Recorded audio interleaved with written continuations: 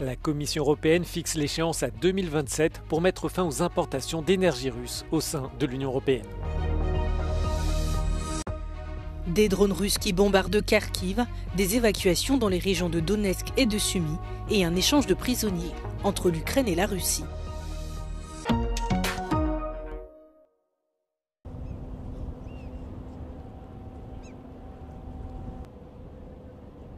L'Union européenne se fixe comme objectif 2027 pour mettre fin à sa dépendance aux énergies russes. La Commission européenne a présenté mardi sa feuille de route pour éliminer les dernières importations de gaz, de pétrole et d'uranium. Depuis l'invasion de l'Ukraine par la Russie, l'Union a déjà fortement réduit sa dépendance. Les importations de gaz sont passées de 45% en 2021 à 19% l'année dernière. Elles devraient atteindre 13% en 2025. La part du pétrole russe est passée, elle, de 27% en 2022 à 3% actuellement. Pour la Commission, il faut cependant aller plus loin afin d'éviter tout chantage de Moscou. Putin has shown many times that he's willing to weaponize energy, and that is obviously not a very nice situation to be in for the European Union's member states. So that's reason number one.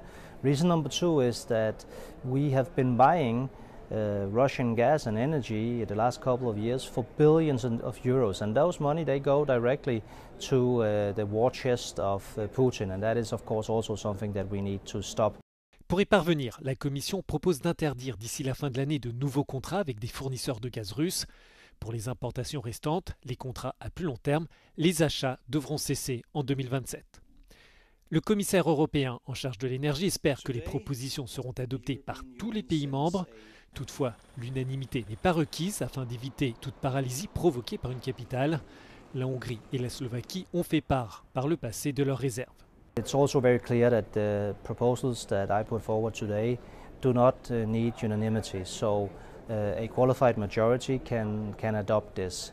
And this also means that if there are a few countries that do not support, then unfortunately we will have to go ahead anyway, because this is so important for the security of the Union. It's so important for the solidarity that we need to show with Ukraine, that even though I obviously hope for full support, a majority can also vote this through.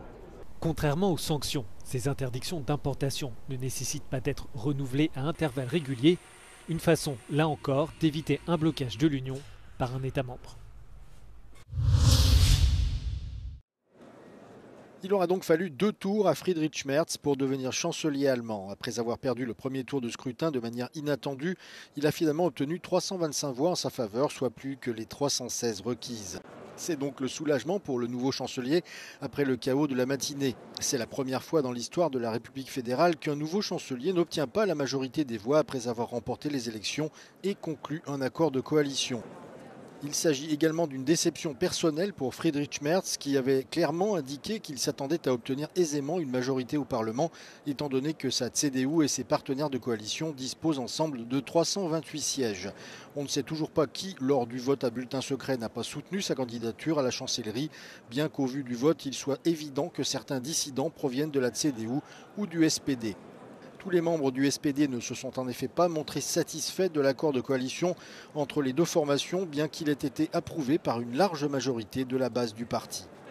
De son côté, l'AfD, deuxième parti au Bundestag, a eu la critique facile, soulignant que cette coalition débutait de manière plutôt instable. Le président intérimaire de la Roumanie a nommé mardi Cătălin Predoiu, l'actuel ministre de l'Intérieur, au poste de Premier ministre du pays. Cătălin Predoiu, membre du Parti national libéral, dirigera un gouvernement intérimaire pendant 45 jours avec des pouvoirs limités. Il prend ses fonctions après la démission de Marcel Ciolacu à la suite des mauvais résultats de leur coalition lors de l'élection présidentielle partielle de dimanche. Cătălin Predoiu a déclaré qu'il avait voté pour une présidence qui garantirait l'équilibre et le dialogue dans la crise politique que traverse le pays. Des drones russes ont attaqué Kharkiv dès l'aube ce mardi, provoquant un incendie et d'importants dégâts matériels dans toute la ville. Dans le marché de Barabachovo, 90 magasins ont été détruits, un immeuble ainsi qu'un hôtel ont aussi été touchés dans l'attaque. Des bombardements qui ont débuté dès 4 heures et ont duré 2 heures selon les témoins. Dans la ville de Bilopilia, les habitants ont dû être évacués en raison de l'intensification des bombardements et de la détérioration des conditions de sécurité. Потім посипались один за одним. Коли було вже більше 10, то вже перестали рахувати. У мене вилетіла вхідна двері, балкон, вікно, машина. Les services d'urgence ont dû aider les plus vulnérables à évacuer leur domicile. Не хотіла їхати. Уговорили.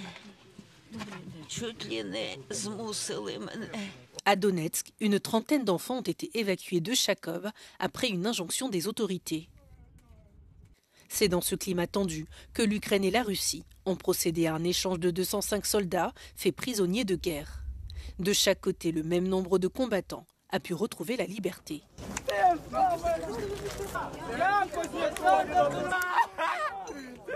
Un échange qui intervient 2 jours avant le cessez-le-feu de 72 heures initié par la Russie. Слава Україні!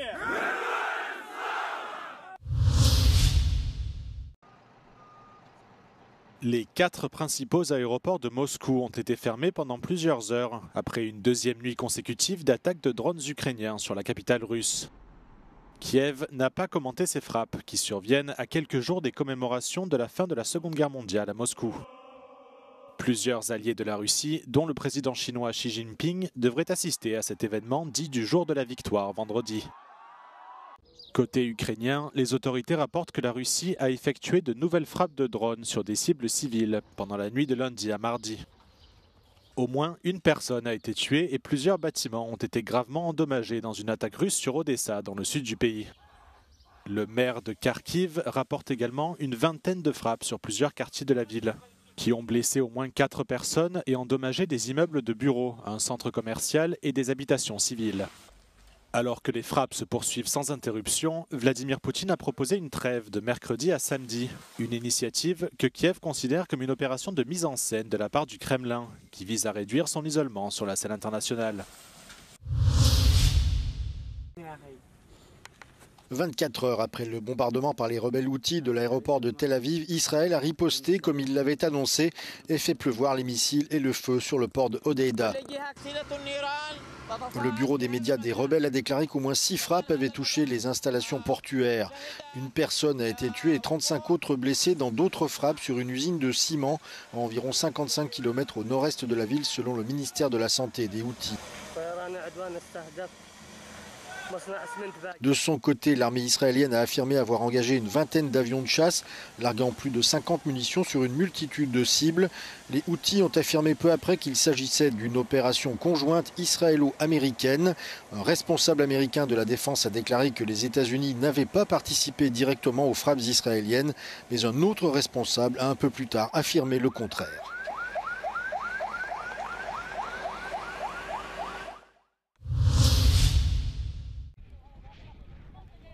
Les bulldozers de l'armée israélienne ont démoli la majeure partie d'un village bédouin en Cisjordanie occupé. Une dizaine de maisons, des tentes et des enclos pour animaux ont été totalement rasés dans le village de Khalet al-Dab lundi. Et des familles entières ont été expulsées. Huge Israeli military forces with bulldozers invaded Khalet al-Dab, which is community we are in now.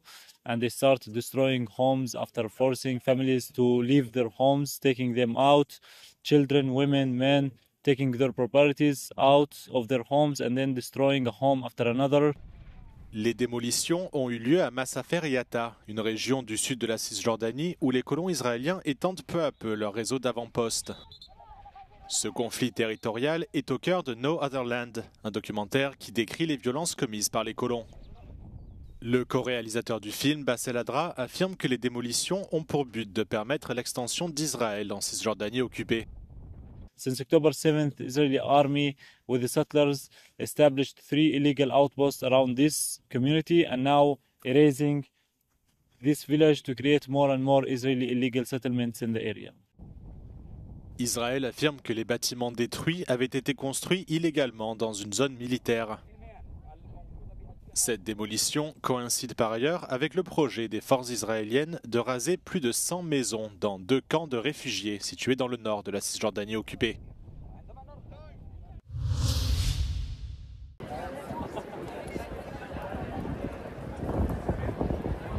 Today marks the final day of the General Congregation's meetings where cardinals discuss and reflect on potential candidates.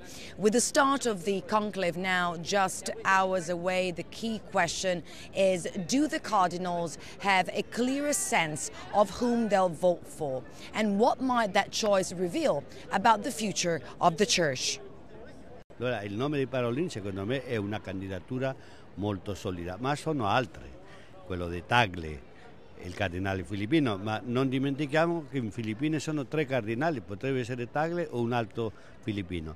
Dunque nomi ci sono, ma bisogna aspettare l'assistenza dello Spirito Santo per decidere su uno o l'altro. Non sarà ni di destra ni sinistra, ni retrograda, né avanzata, né tercermundista e occidentalista. La Chiesa è universale. Essendo universale si deve adattare alle culture di ogni paese, no? E non può essere una chiesa ricca in un paese povero come Haiti, no, non sarebbe possibile, no? Allora credo che sarà una chiesa sinodale e una chiesa diciamo molto attenta ai bisogni della gente.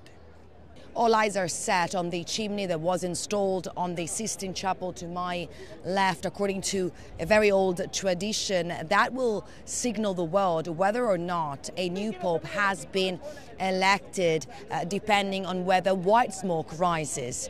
Giorgia Orlandi for Euronews in the Vatican.